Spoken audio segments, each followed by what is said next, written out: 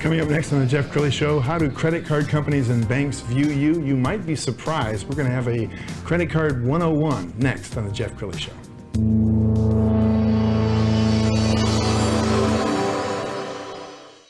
Many are predicting that the worst is yet to come, which is unfortunate, said one person here. Until now, they've enjoyed the reputation of being the nation's icebox. Watched a burglar in his home this morning by webcam. As a journalist of over 25 years, stories are what make my world turn. Reporting live from the Dallas newsroom tonight, Jeff Crilley, Fox 4 News. But in 2008, I took the jump from my familiar life and started a PR firm from my home. We're talking about anyone with a camcorder like the one I'm using becomes a television network. We started slowly growing the company, and we now have over 100 clients, and we've branched into the world of live digital broadcasting. I now own 8 different TV studios and have a huge team, and the stories that I now get to share are sometimes the most important of my life. Life has a funny way of coming around full circle. This is the Jeff Crilley Show. Well, there's lots of mysteries when it comes to credit. How do credit card companies view you? How do banks view you? And there's a complicated algorithm that goes into your credit worthiness that even a lot of realtors don't know. Let's talk about that today with Marcus Boudreaux. He is the CEO of Legacy Credits. Thanks for coming on the show. Well, I appreciate you having me here. Okay, well, let's first talk about your journey. So where'd you grow up? I grew up in Ponder, Texas. No kidding. Yep. Cool. Out in the country. And when did credit worthiness come on your radar screen? Is this something you went to school for? Well, it was one of my first jobs that I had. I was in construction. Growing up in the country, most of my friends were in construction or worked somewhere around that industry. And then whenever I started looking in towards college, I started getting interested in credit. And so I was 18 years old when I birthed the company Legacy Credits. And we've been helping people ever since then try to make the dream of owning a home a reality. And so you get a lot of referrals from realtors, don't you? Yes, that's typically who we work with. We want to make the biggest impact. And the biggest impact we're finding is talking to the most people. Realtors, they are talking to people that are trying to purchase homes. And sometimes people can purchase and sometimes they don't have the credit to do so. And that's where we step in. Do you find that most people who come to you, are they surprised? I mean, do they see themselves as credit worthy and suddenly they go in for a loan and they say, oh gosh, I really need Marcus's help? We get that a lot. We really do. We see clients that are right on the edge. So they're really close to being able to get that loan approved. But there's a couple little hiccups here or there. Good people, hardworking, have a savings, have down payment for a home, but there's just a few things in their past that they need to work on in order to get that approval. Well, we're going to put up something on the screen, just the process and how you engage your clients. So somebody enrolls online, or what's the first step? Yeah, so the actual pre-step to that is they speak to a realtor and the realtor goes, hey, you need some help, call Marcus, call Legacy. Mm-hmm. And so, yeah, they go to the website. We do a credit consultation with them. They sign up online. We send them a welcome packet. The welcome packet explains everything in great depth. Also give them the ability to track everything in real time because we want them to know and feel comfortable with the process as they move through it. So we draft letters, send out disputes. The disputes come back in. Negative items are removed. Whatever's left, we draft more letters, send out more disputes, and get those negative items cleared up. We're going to talk about executive service. Let's put something else on the screen that you can describe. So, we talked about the loan officer and the realtor. This is where you get most of your business?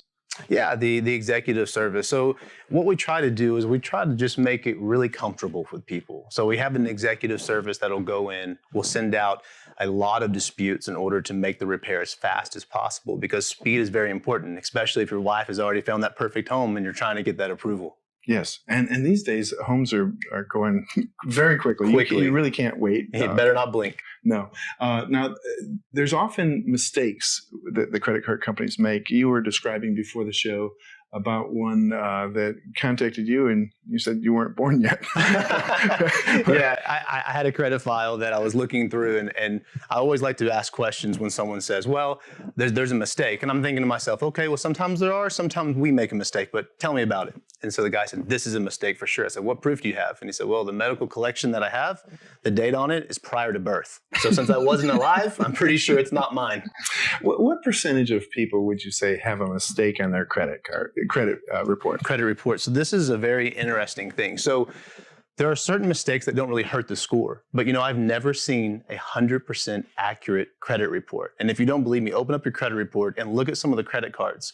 When you open them, there'll be dates. It'll say this card, and it'll be the same card. Experian will have it opening in January, and then the other credit bureau, TransUnion or Equifax, they'll have it on February, March. So there's always some type of mistake that I find on the credit reports. And we've got some examples of your results that we want to put on the screen. Tell us what we're looking at. So what you're looking at is an Experian result package. So after we send out the letters to the credit bureaus will launch a formal investigation. The investigation will result in items being deleted. So that was a customer that had quite a few items deleted off the credit history, which is very common. Let's do some do's and don'ts. So I know one of the things that a lot of people do when they get into credit card trouble is they don't just cut up their credit cards, they close their accounts. That's a big mistake. Don't do that. There's a lot that goes into the credit scoring system. But if you want to oversimplify it, it's how much money people trust you with, lending institutions, and how much of that money are you using. So the assumption is if you have $10,000 that's available to you and you're not using any of it, you must have a lot of cash or you must spend your money well because you don't need to use the money that's available to you. So having the credit cards open, leaving them open, not only are you having the line of credit that's available to you, but every month it's an on-time payment. Even if you don't owe any money on the credit card, it's still showing as an on-time payment. So money owed and also on-time payments make up almost 70% of your score. So is there any penalty for calling the credit card company and saying, I want to raise my limit? No, there's no penalty. If they pull, there might be an inquiry, but if you have a healthy credit report, it can handle a few inquiries. Yeah. So if a person has credit card troubles and they have 10 cards, they should go to all 10 of them and say, can you raise my limit?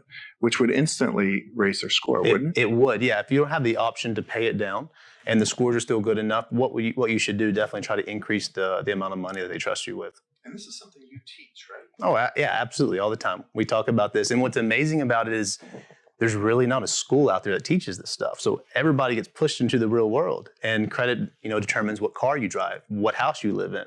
Most people are using their credit to acquire these things, and most people don't have a firm understanding on how credit reporting works. Okay, there's been a lot of talk about what's the best strategy for paying off debt. Do you go with the one with the highest percentage, or the one that is easiest to knock down?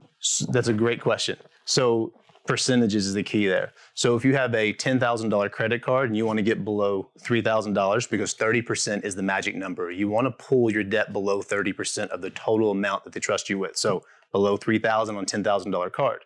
If you have another card that's $5,000, it might be easier to pay that one down first in order to get that below 30% than tackle the $10,000. That's actually using the money smartly in order to decrease that number below 30%.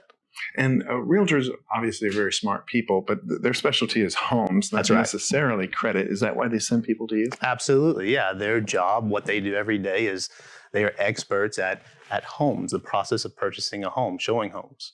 So credit is something that they have to deal with, but they don't spend all day like me looking at credit reports. Yeah. Well, Marcus, so we only have about a minute left. That's your camera on the right. Talk to the person at home who probably needs you, but they're embarrassed. I mean, it's embarrassing to admit you have credit problems. Well, I would say, first off, people, they lose hope when they want to purchase a home and they find out that their credit is not where it needs to be. So if that's you, don't lose hope. There's hope.